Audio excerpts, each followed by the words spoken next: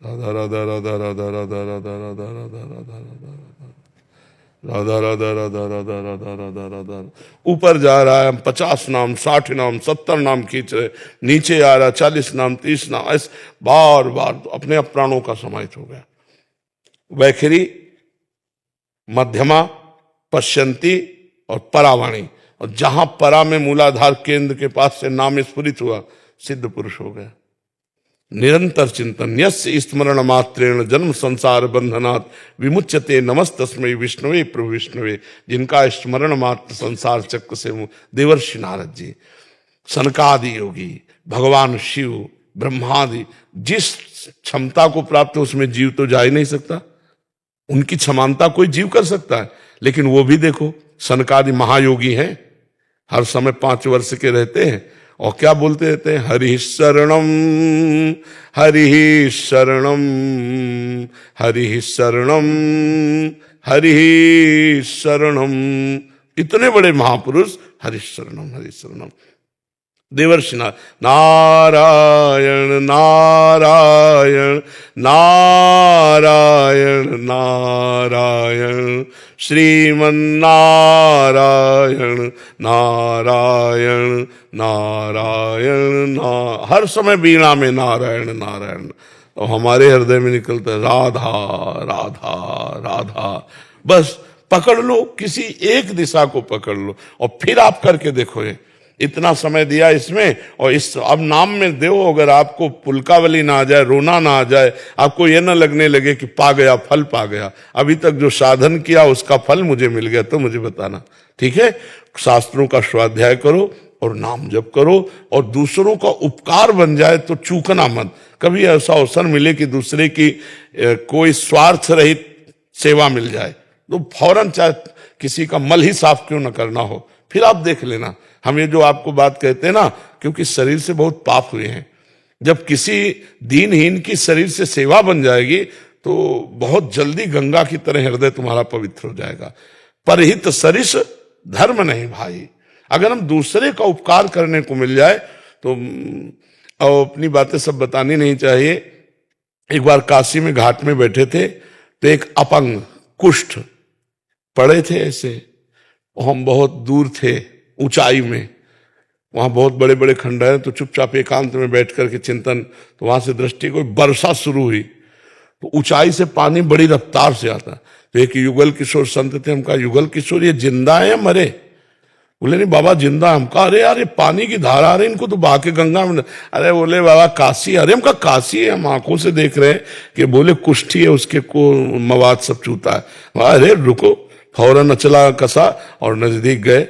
हाँ ऐसे थे, उनको ऐसे उठाया, बल था शरीर में उस समय, कोई किडनी विडनी का कोई चक्कर नहीं था, तो ऐसे उठाया हाथ में और सीढ़ियां चढ़कर ऊपर बारंडे में ले गए जहां संत निवास था। संतों ने मना किया, इनको यहाँ। अरे हम कहा 1 मिनट में आपकी भी दुर्दशा ऐसी हो सकती है, आप कैसे घृणा करते हो। जब उनको लिटाया ना और उन्होंने धीरे से ऐसे हाथ मवाद भरा हमारे ऐसे, तो ऐसा लगा हमें कि हमें कैसे बताएं, जैसे हम विश्व का सब कुछ प्राप्त कर लिया। एकदम हृदय इतना शीत, और वो आंखों से देख करके ऐसा लग रहा था कि वात्सल्य झर रहा है उनके। हमें लगा कि भगवान शिव हम पर कृपा करने के लिए नाटक किए, वही इस रूप में।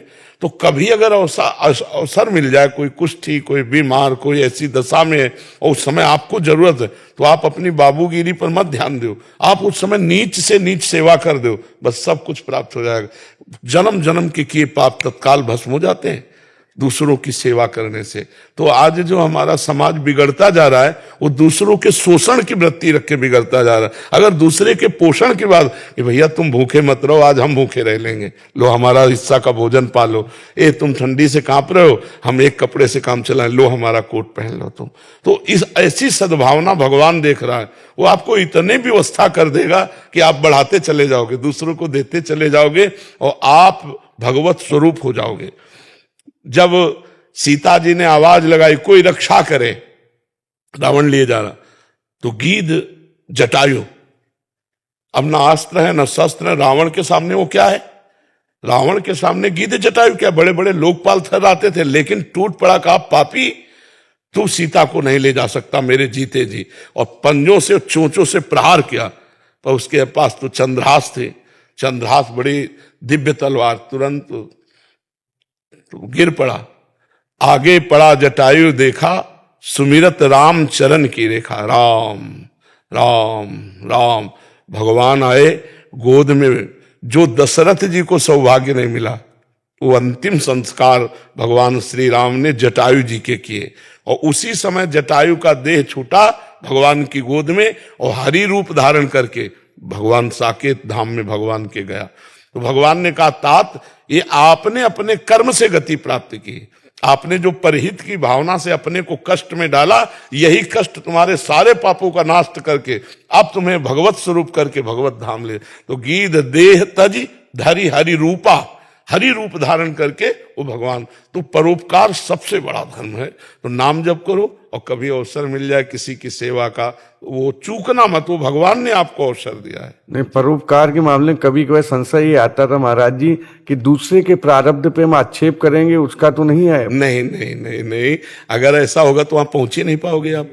आप वहीं पहुंचोगे जहां उसका प्रारब्ध क्षय होने को हुआ है, तभी आपको संयोग दिया जाएगा, तभी आपको अवसर। आपने कोई सोचना मुझे सौभाग्य देने के लिए भगवान ये नाटक करके पड़े हैं, मुझे नहीं देखना कि सड़ने दो, नहीं, भगवान ने मुझे अवसर देने के लिए नाटक किया है और ये सेवा का अवसर दिया है। अब मैं चूकूंगा नहीं, अब मैं पूरा अवसर का लाभ लूंगा जी। महर्षि, यद्यपि गुरुदेव तो पूर्ण शिक्षा ही देते हैं दीक्षा के साथ, बट आपके जीवन में इतने सारे जो आपके महापुरुष आपके जीवन में आए, इनसे प्रधान प्रधान शिक्षाएं आपने, जैसे आपने शिक्षा शब्द में उड़िया बाबा, संस्कार, मंत्र, ये सब शिक्षा शब्द में उड़िया बाबा। नैष्ठिक ब्रह्मचर्य से लेकर अभी तक आदर्श हमारे पूज उड़िया बाबा, आज भी है, कल भी थे, आगे भी रहेंगे। इसमें कोई सिद्धांतिक जो नींव, बिल्कुल इसमें कोई परिवर्तन नहीं। अद्वितीय महापुरुष पूज्यपाद श्री पूर्णानंद गिरी जी उड़िया बाबा जी महाराज, अद्वितीय महापुरुष, अद्वितीय निष्ठा, न पहले न अब न आगे, इस निष्ठा की जगह कोई नहीं ले सकता। संप्रदाय और उपासना बात अलग है, जो संपूर्ण निष्ठा की बात है वो आज भी हम उड़िया बाबा को हमारे आदर्श है, कल भी थे, कल भी रहेंगे, इसमें कोई अंतर नहीं। अमित जी, पोलैंड जी महाराज जी, आपके सानिध्य में आकर बहुत कुछ सीखने को मिला। महाराज जी, एकांतिक वार्तालाप सत्संग से सारी समस्याएं, सवालों का उत्तर मिल जाता है। महाराज जी, मैंने आपसे सुना है कि अंतमति सगति, इस संबंध में मेरा एक प्रश्न है। जिन लोगों को ये पता होता है कि उनका अंत कब और कैसे होगा, जैसे कि किसी कैदी को फांसी की सजा मिली हो और उसे अपनी मृत्यु के समय और दिन का ज्ञान होता है, तो क्या ऐसी स्थिति में यदि वो मृत्यु के समय श्री राधा का नाम स्मरण करे तो क्या उसे भी परम पद की प्राप्ति? वहां पर नहीं कर पाएगा, क्योंकि अपराधी है। पापवंत कर सहज स्वभाव, भजन मोर ते भाव न काऊ, जो पे दुष्ट हृदय सोई होई, मोरे सन्मुख आव की सोई, निर्मल जन मन सो मोहि पावा। अगर वो निरापराधी है और उसे दंड दिया जाता है, उसे याद आ जाएगा, वो तन्मय हो जाएगा भगवान में। लेकिन अपराधी तन्मय हो जाए तो उसे भगवत प्राप्ति हो जाएगी, पर हो नहीं सकता। वो पाप कर्म उसको इतना भयभीत करके बस बार बार भय में डुबोएंगे कि वो भगवान का चिंतन नहीं कर सकता। तो अपने लोग इसीलिए तो हर समय नाम जप करते हैं, पता नहीं किस समय। फांसी वाले को तो कल दी जाएगी, हमको तो अभी का पता नहीं ना कि एक सेकंड में हमारे प्राण निकल जाए, इसलिए हर समय हम राधा राधा राधा राधा राधा, तो हमारी अंतिम बात बन जाएगी। यहाँ कुछ नहीं, एक मेला लगा हुआ है कर्मों का, हमारी तुम्हारी कर्मों की मिलान है, तो तुम मित्र बन गए, हम मित्र बन गए, तुम शत्रु बन गए, हम शत्रु बन गए, ये कर्मों का चल रहा है। हिसाब किताब किया, बस यहां से निकल पड़े। कोई बिरला ही है कि इन कर्मों को मिटा के निकले यहां से, शुभ अशुभ कर्म विध्वंस करके भजन के द्वारा परमात्मा प्राप्ति करके कोई बिरला है निकले, नहीं सब कर्म जाल फैलाकर कुछ हिसाब चुकता करके कुछ नया कर्म बनाकर फिर चले गए। फिर पुनरपि जननम पुनरपि मरणम पुनरपि जननी जठरे शयनम, बार बार यही चक्र चलता रहता है जी। मंगत राम जी पंजाब से। राधा वल्लशी महाराज जी, अगर कोई गुरु जी के बताए हुए वाणी पाठ, नाम जप और आचरण ठीक हो और धाम में प्रभु कृपा से आना होता है, लेकिन भाव की कमी है, तो उसे प्रभु की सेवा मिलेगी? नाम और धाम निष्ठा हो और कोई साधन नहीं हो? बिल्कुल बिल्कुल बिल्कुल मिल जाएगा। पारसमणि लोहे के गुण को नहीं देखती कि ये पंडित जी के घर का लोहा है या कसाई का घर का लोहा है। पारस गुण अवगुण नहीं चितवत, कंचन करत खरो, प्रभु जी मेरे अवगुण चित न धरो। एक लोहा ब्राह्मण घर राखत, एक घर बधिक परो, पारस गुण अवगुण नहीं चितवत, कंचन करत खरो, प्रभु जी मेरे अवगुण चित न धरो। आलय बन वसत संग पारस के, आयस कनक समान भयम, मांगो मन मन सिदास अपनी कर, पूरन काम सदा हृदयम। वृंदावन या नाम ये पारसमणि है, हमें छू लिया तो हम भगवान की सेवा के योग्य बन जाएंगे। हम में क्या गुण है वो ये नहीं देखता, उसमें क्या गुण है ये बात। वृंदावन प्रभाव सुनी, अपनों ही गुण देत, हमारे गुण देख के नहीं, अपनों ही गुण देत। जैसे बालक मलिन को मात गोद भर लेत। जैसे बालक है ना, सोच लगा के आ रहा हो तो सबको सोच दिखाई देगी और माँ को बालक दिखाई देगा, सोच नहीं, मेरा लाला। और दूसरों है गंदा है, दूसरों को गंदा है, लेकिन माँ को गंदगी नहीं, माँ को लाला दिखाए। वृंदावन प्रभाव सुन, अपनों ही गुण देत, जैसे बालक मलिन को मात गोद भर लेत। इसलिए अवश्य अवश्य भगवत प्राप्ति हो जाए। महाराज जी, साधक में भाव का प्रादुर्भाव कब होता है? जब हम अपनापन कर लेते हैं प्रियालाल से भजन के द्वारा, गुरुदेव की वाणी के द्वारा ये स्वीकृति कर लेते हैं कि मेरी लाडली जो, तब अपनेपन में भाव का जागरण होता है। जब तक अपनापन नहीं आएगा तब तक भाव जागृत नहीं होता, और जहां भाव आया तो फिर तो बात बन गई। भावोत्सवेन भजताम रस काम धेनुम। अगर भाव नहीं आया है और वो ऐसे ही ठसक में है कि मैं प्रियाजू का हूं, मैं वृंदावन का हूं, मैं गुरु जी का हूं, अंदर कोई भाव नहीं, तो भी इस ठसक के अनुसार उसे भाव की प्राप्ति शरीर छूटते छूटते हो जाएगी या शरीर छूटने के बाद प्राप्त हो जाएगी। क्योंकि जो देह होती है वो भाव देह ही तो होती है। जो सहचरी बपू है या गोपी, तो गोपी भाव, सहचरी भाव, इसी भाव देह की प्राप्ति तो होती है, वो श्री जी करा देती है। महाराज जी, मैं, आप तो सब जानते हैं कितना मैं साधन कर रहा हूँ, क्या आचरण है मेरे। मैं तो बस यही चाहता हूँ कि मुझे आप अपने शरण में ले लो और निज सखी बना। हाँ, निज सखी तो सहाय है, इसमें क्या अंतर है। जब तिलक लगाए, कंठी बंधी, प्रियालाल के भाव में तो अपने परिकर के हो। श्री हरिवंश शरण जे आए, श्री वृषभानु कुंवरी नंद नंदन, निज, हाँ, निज कर अपनी चिट्ठी चढ़ाए। जब कोई महाप्रभु हरिवंश चंद्र जी की शरण होता है तो लाडली लाल उसे अपने हाथ से अपने निकुंज के रजिस्टर में स्वीकार कर लेते हैं, ये जन मेरा है। साधन पक्ष वो नहीं देखते, वो अपनापन देखते हैं, समर्पण का भाव। जितना हम प्रभु को समर्पित हैं वो उतना देखते हैं। साधन पक्ष तो देखेंगे तो हम कभी उनके लायक नहीं बन सकते। जहां न देवाद्य ब्रह्माद्य, बड़े बड़े देवता, बड़े बड़े ब्रह्मादि का प्रवेश, वहां मैं क्षुद्र जीव कैसे प्रवेश पाऊं। तो अगर साधन देखें तो वो जोरदार है भाई। यन्नारदा जे सुकैरगम्यम वृंदावने वंजुल मंजु कुंजे, तत्कृष्ण चेतो हरणैक विज्ञ मत्रास्त किंचित परमम रहस्यम। जहां नारद जी, श्री सुखदेव जी, ब्रह्मा जी, ईश भगवान शिव, इन बड़े बड़े महापुरुषों की बात कही गई कि नहीं प्रवेश है, वहां हम जैसे अधम जीवों का प्रवेश कैसे हो जाएगा। तो हमारे को अपना बच्चा मान करके आचार्य स्वीकार किए तो आचार्य के बल से हमारा प्रवेश होता है। तपस्या और साधना के बल में तो ये सब ईश्वर कोटि के महापुरुष है, साक्षात भगवान है। मैं खुद डिप्रेशन का शिकार हुआ था, लेकिन आपकी कृपा हुई, श्री जी की कृपा हुई, आपको सुना और आपसे शरणागति हुई। बस आप साथ रहना। हाँ, बस खूब भजन करो जी। दामोदर जी, राजस्थान, कोटा से। जय श्री राधा। महाराज जी, आपके चरणों में कोटि कोटि प्रणाम। महाराज जी, किसी भी प्रकार का संकल्प ज्यादा दिन तक नहीं हो पाता, जबकि संकल्प ऐसा हो जो हमेशा ताउम्र के लिए। करो ही मत संकल्प, करो ही मत संकल्प। संकल्प विकल्प भगवान का होने दो, तुम तो बस साधन करते जाओ। नाम चल, तुम्हारा कहने का जो भाव है कि कोई नियम बहुत दिन टिकता नहीं है, यही तो कहना चाहते हो ना कि हम जो कार्य शुरू किया तो कुछ दिन चला फिर छूट गया, कुछ दिन चला फिर छूट गया। ये हमारी मन की चंचलता और अंतःकरण की अपवित्रता का द्योतक है। जिसका मन चंचल और हृदय अपवित्र होता है वो एक निष्ठा या एक नियम से बहुत काल तक नहीं चल सकता है। तो आप इसकी चिंता मत करें। 10 दिन चला, 10 दिन बाद फिर शुरू कर दो, फिर रुक गया फिर शुरू कर दो, तो एक दिन आएगा कि लंबा चलता जाएगा, फिर विघ्न पड़ेगा, फिर उसे शुरू कर दो। तो ये अविनाशी, जैसे आपने 100 बार राधा नाम लिया और इसके बाद छोड़ दिया 1-2 दिन, फिर आपको चिंतन में आया, फिर राधा नाम 100 बार लिया, तो 100 + 100 माइनस नहीं होगा, वो जो बीच का समय गया वो व्यर्थ चला गया, पर जो आपने साधन किया वो अविनाशी है। इसलिए नाम के सिवा हम अन्य किसी साधनों पर जोर नहीं देते। नाम ऐसा महामहिमा में साधन है कि अगर 99 तो फिर अगला 100 से शुरू होगा, 98 से नहीं। ये नाम की महिमा है। और अन्य साधन में जैसे आप 50 साल ब्रह्मचर्य रहे और 5 मिनट भ्रष्ट हो गए तो 50 साल का ब्रह्मचर्य का गया हिसाब। 50 साल ब्रह्मचर्य की जलन का वो 5 मिनट का जो आप व्यभिचार कर लिए, 50 साल का ब्रह्मचर्य का फल गया, वो आपको कहीं नहीं प्राप्त होगा। लेकिन 5 बार राधा राधा बोला है, फिर गलत रहे हो तो गलत का तुम्हें दंड मिलेगा, और वो 5 बार तुम्हारा सुरक्षित रखा है। अब जब शुरू करोगे तो 6वीं बार से होगा, 4थी बार से नहीं होगा। ये नाम की बड़ी अपार महिमा है। इसलिए हम सबको कहते हैं कि नाम नाम नाम जप करो, नाम महामहिमा में है। जो और साधन कर सको अच्छा है, लेकिन नाम को जरूर, नाम के बिना तो सब शून्य, सब बेकार है।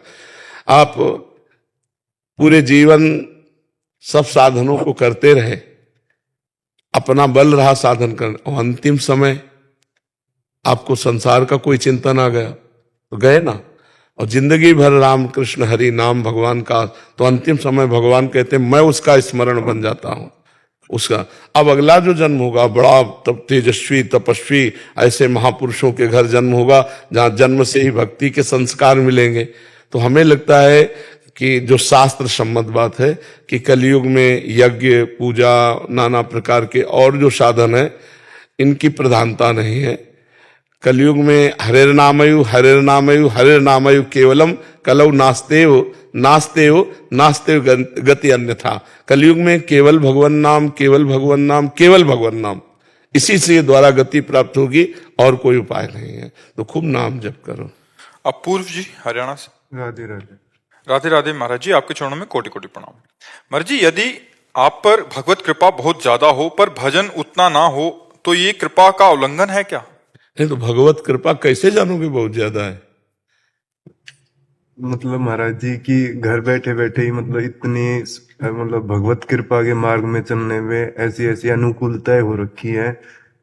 नहीं, आप अनुकूलता को भगवत कृपा में, अनुकूलता मतलब भगवत मार्ग पे चलने की, नहीं क्या अनुकूलता कि मतलब बैठे बैठे के नहीं, शब्द पर, आप शब्द पर ध्यान दो। आप कह रहे हो भजन ना हो, शब्द पर ध्यान दो। आपका प्रश्न है भजन ना हो लेकिन भगवत कृपा हो, तो भजन ना हो भगवत कृपा हो।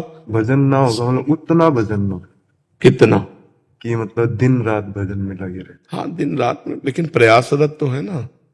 हम दिन लक्ष्य तक पहुंचने के लिए प्रयासरत तो है ना, क्योंकि कृपा को हम कभी अनुकूलता में नहीं तोल सकते। नहीं, शब्द है ना, भजन ना बनता हो और भगवत कृपा हो, तो फिर भगवत कृपा का स्वरूप क्या है? भजन ही तो है ना, सिर्फ भजन है। भगवत कृपा का स्वरूप सिर्फ भजन है, केवल भजन है। ये तो पुण्यों से प्राप्त होते हैं, यश कीर्ति रुपया पैसा लड़का बच्चा सब अनुकूलता, ये पूर्व की तपस्या और पुण्य से प्राप्त होते हैं। इसका भजन से कोई लेना देना नहीं। नहीं तो देखो पापी लोग भी हैं, कोई भजन नहीं करते, लेकिन पूर्व का पुण्य है। सुतदारा धन लक्ष्मी पापियों के घर होए, संत समागम हरि कथा तुलसी दुर्लभ तो भजन हो रहा चकाचक, यही हमारी श्री जी की कृपा है। और भजन नहीं हो रहा तो अब कृपा फिर शब्द कहने में हमें संशय लगेगा। महाराज मतलब दिन रात वो कृपा के अनुकूल दिन रात भजन नहीं। हाँ, ये हम तुम्हारी बात सम्मान करते हैं कि हमें जैसा भजन होना चाहिए वैसा नहीं होता है, हमें और अधिक भजन चाहिए, तो ये भगवत कृपा पहुंचा देगी वहां तक। आप अपना प्रयत्न और भगवत कृपा दोनों का सहारा लें। केवल भगवत कृपा का सहारा शब्द कह के बैठ गए प्रमाद स्थिति में तो बात नहीं बनेगी।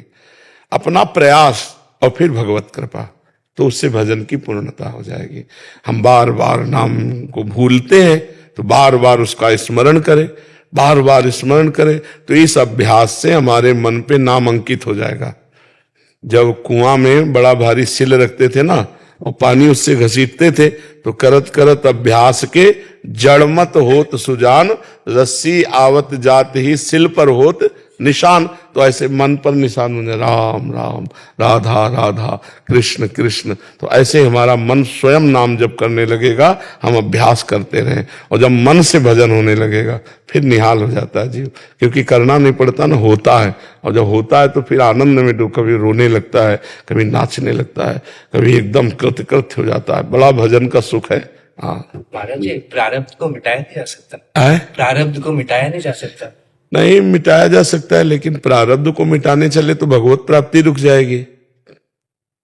तो जरूरी भगवत प्राप्ति है या प्रारब्ध मिटाना? मान लो ये रोग है, अब इसको मिटाने चले तो शरीर पूरा हो जाएगा, भगवत प्राप्ति हो नहीं पाई तो फायदा क्या हुआ? तो प्रारब्ध भोग लेते हैं, भगवत प्राप्ति कर लेते हैं। तो भजन भगवत प्राप्ति के लिए होगा, और भजन का आनंद मिलनेगा तो ये शारीरिक दुख हमको परेशान नहीं करेगा। तो हमारा काम ये भी प्रारब्ध भोग का भी हो गया और भगवत प्राप्ति भी हो गई। जिनको भजन से भगवत प्राप्ति नहीं करनी, वो उतना भजन कर ही नहीं सकते जिससे प्रारब्ध मिटे। और जो प्रारब्ध मिटाने की क्षमता रखते हैं वो प्रारब्ध मिटाना नहीं चाहते, क्योंकि भगवत प्राप्ति करना चाहते हैं। इसलिए बड़े बड़े संतों को शारीरिक प्रारब्ध भोग भोगना पड़ता है। जी लविश जी, महाराज जी राधे राधे। गुरुदेव, गृहस्थी में अहंकार का कोई स्थान है क्या? ऐसी गृहस्थी चल सकती है? अहंकार का स्थान? महाराज जी, अहंकार, जब दो जनों में अहंकार आ जाता है तो कटु वचन निकल जाते हैं। अहंकार का तो कोई स्थान कहीं भी नहीं है। उत्तम जीवन व्यतीत करने के लिए निरहंकारता ही आवश्यक है। अहंकार तो कष्ट देने वाला ही होता है।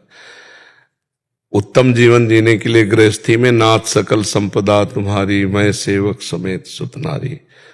कहीं किंचन मात्र अहंकार करना है तो इस बात का करो कि मैं भगवान का अंश हूं, मैं भगवान का जन हूं, संपूर्ण सृष्टि भगवान का स्वरूप है, मैं संपूर्ण सृष्टि का सेवक हूं, बढ़िया मंगल हो जाएगा। अब एक दूसरे में जो कटुवचन, अहंकार, लड़ाई झगड़ा, यही तो प्रपंच है, यही तो माया है, नहीं है? अहंकारी स्वयं जलता है, दूसरों को दुख देता है। अहंकार का तो कोई स्थान नहीं है। ये अहंकार ही तो संस्कृति मूल शूल प्रद नाना, सकल शोक दायक अभिमाना, ताते करें कृपा निधि दूरी, सेवक पर ममता अति भूरी। अहंकार क्या है? आवागमन का मूल है, संस्कृति चक्र का मूल है। इसी से पुनरपि जननम पुनरपि मरणम पुनरपि जननी जठरे शयनम होता है, क्योंकि यही करता और भोगता है। अहंकार विमूढ़ात्मा करता हमिति मन्यते, मैंने ये किया, मैं ये करूंगा, मैं ऐसा कर सकता हूं, ये अहंकार की भाषा है। तो अहंकारी संस्कृति के चक्र में पड़ने वाला हो सकता है, मुक्त होने वाला तो नहीं हो सकता। संस्कृति मूल और शूल प्रदनाना बहुत कष्ट देने वाला है। तो मुझे तो नहीं लगता कि गृहस्थी में, विरक्ति में तो कोई जरूरत ही नहीं, लेकिन गृहस्थी में भी अहंकार की जरूरत नहीं। जो पदाधिकारी अहंकारी होता है वो भगवान भी कहीं ना कहीं ऐसी बुरी जगह फंसाते हैं कि अपने आप ठीक हो जाता है। आपको अपने कर्तव्य पालन के लिए पद मिला है, अहंकार करने के लिए थोड़ी पद मिला है। मतलब किसी भी पद में हो तो आपको पद मिला है, आपकी सेवा के लिए मिला है। अहंकार करोगे नष्ट हो जाओगे। रावण का अहंकार नहीं रहा, हिरण्यकश्यप का नहीं रहा, तो और किसका रह सकता है? न रहे न रावण सम अभिमानी, हिरण्यकश्यप सम वरदानी। खान विभव की खान जगत में कुछ दिन के मेहमान, भजले श्री भगवान जगत में कुछ दिन के मेहमान। तो थोड़े दिन की चांदनी है, अच्छा काम कर लो इस प्रकाश में या बुरा काम कर लो। अहंकार अच्छा काम तो करने नहीं देगा। अगर अच्छा काम करेगा भी तो ढेर सारा अहंकार और बढ़ जाएगा और वो अपनी प्रशंसा मारेगा, सारा पुण्य खत्म हो जाएगा। अहंकार कभी अच्छा तो होने देगा नहीं, वो बुरा ही करेगा। तो अहंकार का तो बच्चा कहीं स्थान नहीं है। दीप शिखा जी दिल्ली से। राधा वल्लभ श्री हरिवंश महाराज जी। महाराज जी, मैं हमेशा भूतकाल में हुई बातों पर ही चर्चा करती रहती हूँ और इन बातों से भविष्य भी खराब हो गया है। और प्राय यही सबका रहता है, संसार में यही रहता है। कुछ अगर सही हो गया है तो अपनी बाबूदी मारेंगे, निंदा स्तुति करेंगे, इसी में तो जाता है। राज कथा, भोग कथा, ग्राम्य कथा, इसी में संसारी पुरुषों का जीवन जाता है। भगवत कथा, भगवत चर्चा, मदगत प्राणा मच्चित्ता मदगत प्राणा बोधयंता परस्परम कथयंत च माम नित्यम तुष्यंत च रमंत च। ये तो बहुत बड़े भाग्यशाली का होगा जो भगवान में चित्त लगा हुआ है, 2 लोग 4 लोग बैठे भगवान की चर्चा कर रहे हैं, अच्छी बातें कर रहे हैं, मंगलमयी बातें कर रहे हैं, नहीं तो वही प्रपंच की बातें रहती। तो सबका मन ऐसा है, अगर उसको अध्यात्म में ना लगाओ तो इन्हीं बातों में लगा रहेगा। ग्राम्य कथा, भोग कथा, राज कथा, ये अच्छा लगता है प्रपंच में चर्चा करना। और भगवत कथा, संत कथा, ये थोड़ा कड़ुआ सा लगता है, जबकि ये अमृत है और वो मृत है। तो हमें लगता है कि जबरदस्ती मन को भगवान की चर्चा में लगाना चाहिए, खुद सत्संग सुने और सत्संगियों के पास बैठकर सत्संग की बातें करें। प्रपंच की बातें, पहला भी समय नष्ट हुआ, वर्तमान का भी समय नष्ट हो रहा है, तो भविष्य भी खराब हो रहा है। तो नाम जप करो, भगवत चर्चा स्वयं कहो, जैसे रामायण पढ़ रही हैं, भागवत पढ़ रही है, और बैठ करके आपस में चर्चा करो। भगवान की चर्चा करने लायक तो भगवान ही है। प्रपंच की जो हो गया उसकी क्या चर्चा, जो होना है वो तो होके ही रहेगा। अब हम वर्तमान क्यों नष्ट कर रहे हैं, भगवान की चर्चा में लगावे। जी किरण झा जी, महाराज जी, मैं स्वप्न में देवी देवताओं का रोज दर्शन करती हूँ और खास करके महादेव जी का। महाराज जी, इसका क्या तात्पर्य? हम तो अच्छा समझते हैं कि भगवान की कृपा है जो स्वप्न में भगवान, लेकिन जागृत में आप भगवान का चिंतन करते हैं? हाँ, 2003 से मैं मतलब निरंतर भागवत सुनती हूँ और राधा नाम जाप कर। हाँ, इसीलिए भगवान की कृपा है। महाराज जी, मैं साक्षात महादेव को भी स्वप्न में देखी और बांके बिहारी वृंदावन, जैसे महाराज जी आपको नहीं, साक्षात तो नहीं है, साक्षात नहीं है, ये स्वप्न है। हाँ, स्वप्न में मतलब हाँ, तो स्वप्न के साक्षात थोड़ी, साक्षात जैसे हम आपको देख रहे हैं ऐसे देखा जाता है। जो साक्षात्कार होता है वो ऐसे नहीं होता, वो ऐसे होता है जैसे हम आपको देख रहे हैं। नहीं, ऐसा नहीं है। हाँ, तो वो स्वप्न में तो अच्छा है। हम जो कह रहे हैं कि भागवतिक स्वप्न आना, संतों के स्वप्न आना, ये बहुत भगवान की कृपा है। और इसे गुप्त रखो, इसे प्रचार प्रसार मत करो, नहीं तो बंद हो जाएगा। अगर स्वप्न में भागवतिक कोई किसी के भी आता है कोई स्वप्न, तो उसे गुप्त रखो, हजम करना सीखो। नहीं तो अहंकार जो अंदर का है ना, वो गुप्त नहीं रहने देता। वो कहता है कहो, 4 लोग बोले कि वाह भाई तुम्हारे स्वप्न में शंकर जी आते, तो भाई तुम महान हो। नहीं, इसको गुप्त रखो, इसको अंदर दबा के। किसी ने बोला कि आपकी कोई मतलब आपने कोई मन्नत किया पुरानी किस। अरे विश्वम्भर पूरे विश्व को देने वाले मन्नत के लिए भूखे बैठे, वो खुद भूखा बैठा है जो मन्नत की बात कहता है। अरे ठाकुर जी बाप है, बाप के लिए क्या मन्नत, हम रोज मांगेंगे रोज खाएंगे, तुम हमारे स्वामी हो। अब वो मन्नत मन्नत मन्नत कोई तुम देवी देवता समझे हो? आदिदेव हैं भगवान महादेव, देवाधिदेव आशुतोष हैं, उनको किसी को कुछ चाहिए, अरे एक चुल्लू जल चढ़ा दे उतने में प्रसन्न हो जाते हैं। एक बार हर हर महादेव कर दो उतनी बात मान लेते हो, तो बहुत कृपाल है। ऐसा ये सब बात है कि कोई मन्नत कर, नहीं तो तुम्हें बार बार दर्शन देते कि मन्नत, तुम क्या दे सकती हो शिव जी को? कुछ नहीं, तो बस फिर किसी ने बोला। ये सब बातें हैं। नाम जप करो, भगवत कथा लीला सुनो, गाओ, और जब भगवान, हाँ, भगवान के स्वप्न आदि में दर्शन हो तो कृपा मनाओ और गुप्त रखो। ठीक है जी। रोहित अनेजा जी, गुरुग्राम से। राधे राधे महाराज। महाराज जी, कभी कभी मैं अपनी नौकरी और अपने भविष्य को लेकर असुरक्षित महसूस करता हूँ और ये असुरक्षा मुझे